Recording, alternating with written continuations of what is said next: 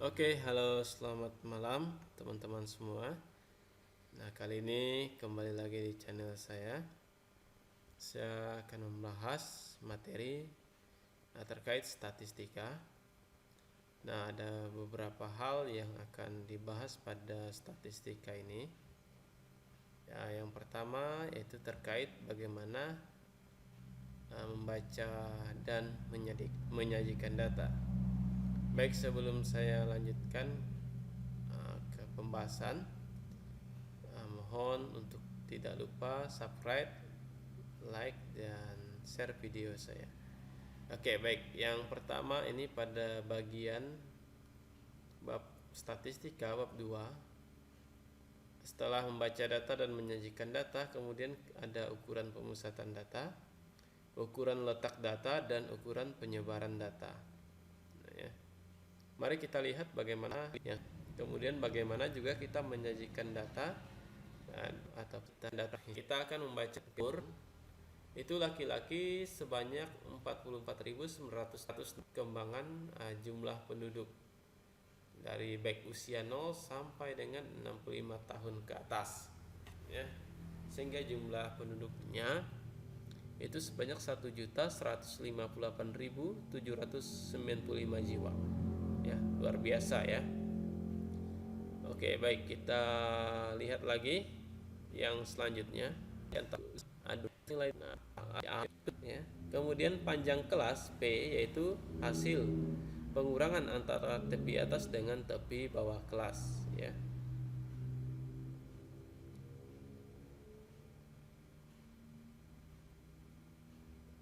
Oke, berikutnya ini jenis-jenis tabel distribusi frekuensi ya.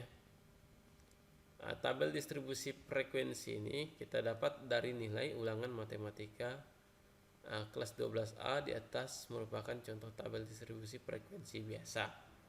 Data pada kelompok pertama merupakan kelas interval, sedangkan data pada kelompok kedua merupakan frekuensi.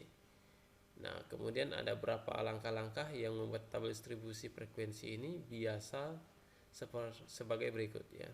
Menentukan jangkauan, ranknya, kemudian menentukan banyak kelas, menentukan panjang kelas, yang keempat menekan interval kelas, dan yang terakhir membuat tabel distribusi dan memasukkan frekuensi tiap kelas interval dengan bantuan turus ya.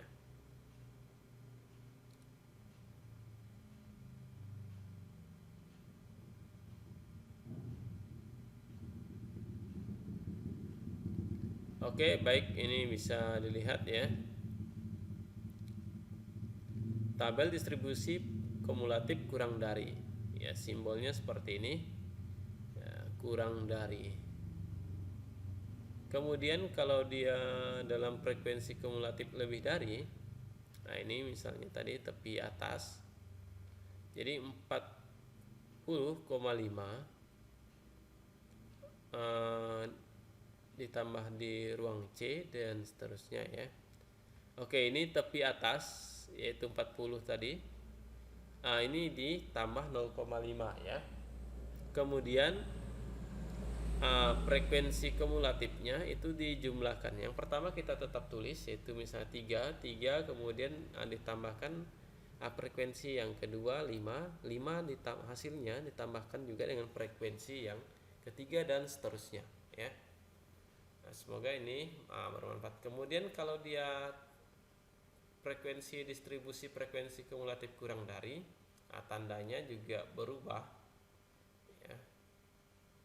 Kita lihat tepi atas kelas itu 30,5 ya. Kita cek ke soal dulu ya. Oke, baik. Nah, sepertinya oke ya.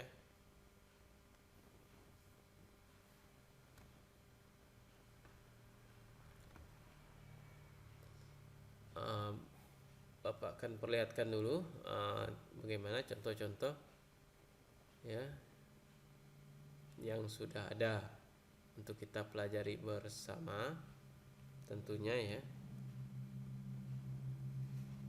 Oke, ini dia tadi ya. Tepi atas kelas ditambah 0,5, kemudian tepi bawah itu dikurang 0,5 ya. Kemudian frekuensinya dibalik dari yang terbesar ke terkecil ya. Oke, kita akan menyajikan data dalam bentuk histogram dan poligon. Kita lihat ini ya. Bisa dibaca dulu terlebih dahulu, kemudian perhatikan gambar ini ya.